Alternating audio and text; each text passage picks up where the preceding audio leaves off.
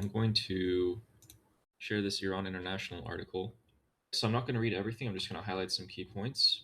So today, the Supreme National Security Council met. And they met because they got some reports from their internal security and intelligence agencies. This meeting was led by Mohammad Bagher Zolqadr. And basically, what they met upon was they are particularly concerned about the possible recall of Prince Reza Pahlavi's supporters on the streets. So that's the main topic that they were talking about. The secondary topics that they were talking about is that somehow, these guys are really smart, the security agencies estimate that an economic crisis will soon become a serious problem for the government. And they gave a timeline for it. They said that in between 6 to 8 weeks of the naval blockade, they're going to be in serious SHIT. So it began on April 14th, which means 2 weeks ago. So they probably have around 4 weeks left, according to their own internal estimates. And that's because of a few reasons. So you have the oil and steel industries that are just completely offline right now. You have the internet outage, which is causing about, I think it said about 20% unemployment alone is because of the internet outage. Their financial markets have not been working, so their banks, stock exchanges, gold markets, everything that they use for any sort of centralized economic activity has been stopped. The real price of goods is not known because the inflation is so high and because these online exchange facilities are not working. So when the internet does come back, they're actually scared. That alone will cause another economic crisis by itself because everyone will realize the true price of everything. And so I just wanted to point this out that they met today. Zolqad was the head, not Qaribov, which is something else, but it was the National Security Council. So it's just another confirmation for me personally that the Paidar camp and the Vahidis and the Zolqads are more in power right now. And then I want to ask you a question. So on a scale of 1 to 10, how funny is it that the regime has tried its damn best to raise oil prices? They're like, it's going to get to $200 a barrel. The world's going to collapse, blah, blah, blah, blah. And all Trump has to do is just release a tweet and be like, it's going to end really quickly. And that's it. Boom. Oil prices go back down. By some tweets alone, he is Right. taking one of their biggest Trump cards away. Yeah, that's all. Ali, actually, there was a member of parliament who said that half of our problems would be solved if we just took Trump's phone away from him. That's I was like, oh my god. There were so many comments under that. Iranian was like, oh, he's exposing you guys. You don't guys don't like that. But it's interesting that you say that because not only oil prices haven't hit 200, it actually never even hit 120, which is incredible. Never never as I've never imagined that you could have a blockade in the Strait of Hormuz and not hit 200, not even hit 120 yet. Is crazy. We're at 108 right now, and but let me actually, the other side of this problem is that, so if you look at in the past 5 days, oil prices jumped 13%. Okay, and in the same 5 days, stock markets are up.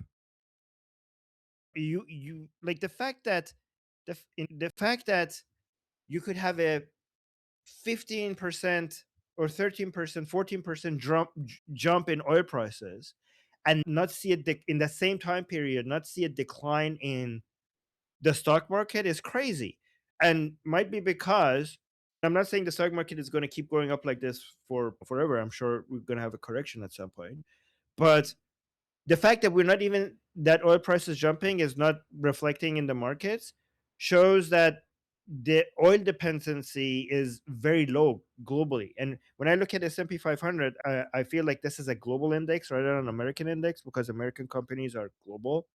Like, I don't know, McDonald's, Microsoft, Starbucks, they have global customers, they have everywhere, right? So it's more of a global index. And it just shows that energy reliance on fuels is not as much. It's still reliant on fossil fuel, but it's not as much as before. And it shows that United States is the blockade is bad for Europe. It's bad for Arab countries around the Persian Gulf. It's bad for maybe China. It's bad for Japan. It's bad for South Korea. It's not as bad for the United States. They're like, okay. They're like, yeah, oil prices are up.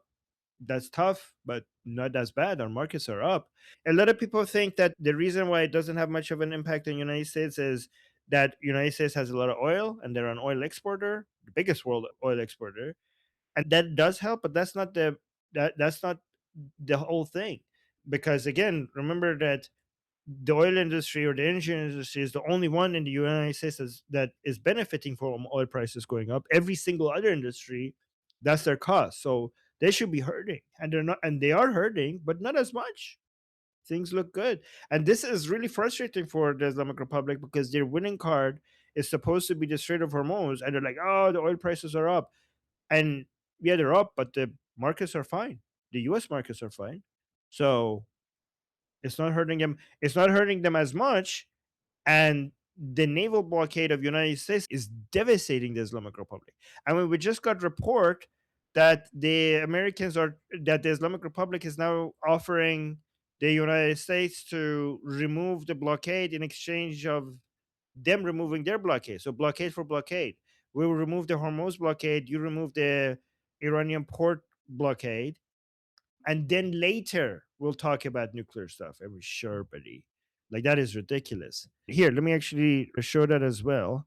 Remove the blockade on the Iranian ports without any, and the only thing you get in return is opening the Hormuz Strait. Why would the Americans do that? I don't understand. Why would the Americans do that? It's not like it's hurting them. Here, this is the. Let's just play this as short. Iran has proposed a mutual reopening of the strait, leaving the nuclear discussion for later in the process. Given that the nuclear program has been a red line for this administration, would the president agree to that kind of phased negotiation?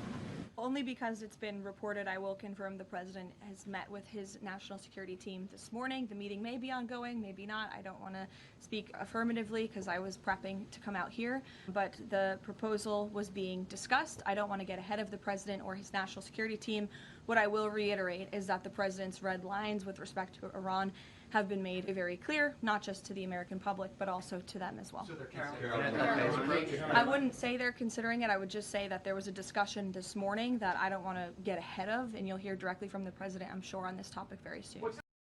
So they shouldn't be considering it. They can talk about it, but they shouldn't be considering it because it's a ridiculous proposal.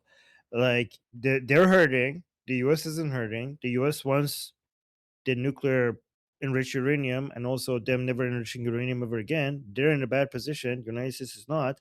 Just keep the pressure on until they surrender. So hopefully they won't say yes to that. Can I say two things about this? Yeah. Okay. Yes. One, the U.S. seized two tankers today that were actually way off from the Persian Gulf. So I think they were like closer to India even. And Baghai, which is the foreign minister guy now instead of Arachi, who comes out with the statements, was like condemning this and calling it piracy and stuff. So the point is, every time they come out and say something of, oh, hey, we condemn this is piracy, or yeah, we'll remove our blockade if you remove your blockade, it's like a very easy way to read, oh, that's really hurting them. That's what they like think is important, and then they have it underhand of. And also about the stock market, we're definitely going to go for a correction soon. I think maybe the S&P 500 is going to peak at 7,300 and then have a correction. But also, people around the world look for safe areas to invest their money in, and the US is relatively safer than other countries just because it's never going to be invaded, it's never going to be attacked. Sure, like international conflicts might happen. I'd rather invest my money in the US than I would in Europe because they might go to war with Russia, not China because they might go to war with Taiwan or Japan or whatever. Africa, what stock market? The Middle East is in an open conflict.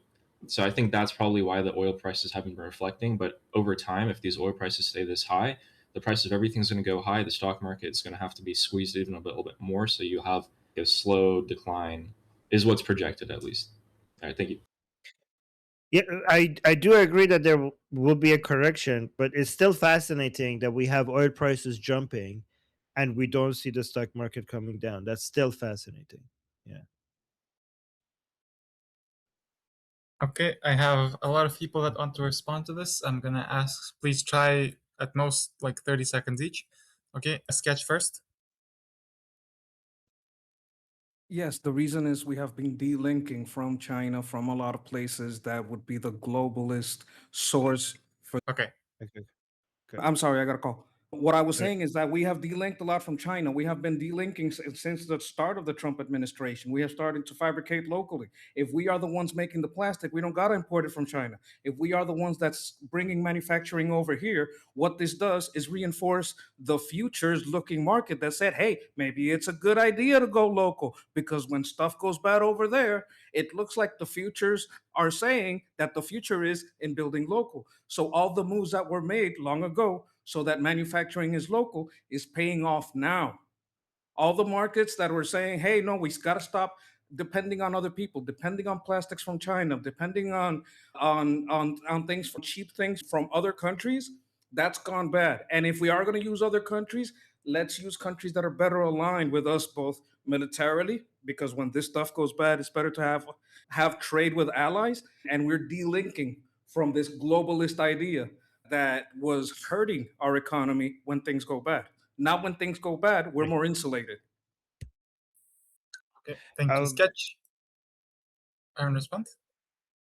Now, just really quickly, I do believe in global trade. Is when we say globalism, we refer to so many different things.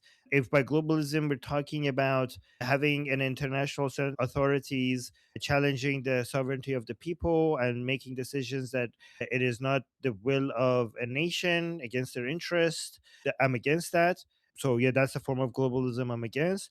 But if we're talking about international trade and more countries working with each other and cooperating with each other without challenging any nation's national sovereignty, without challenging patriotism and every country's right to defend their borders and protect their border integrity and control the movement in and out of their country and stop mass migrations from their country.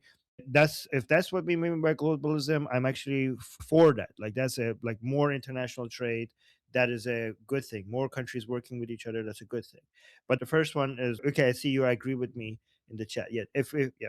Also, there's a third globalism, and I'm sure nobody here means that when we're talking about globalism. The third meaning of globalism is Jews. Okay. So that is we have to be careful with that. Sometimes when people say globalists, what they mean is Jews, and obviously nobody here means that.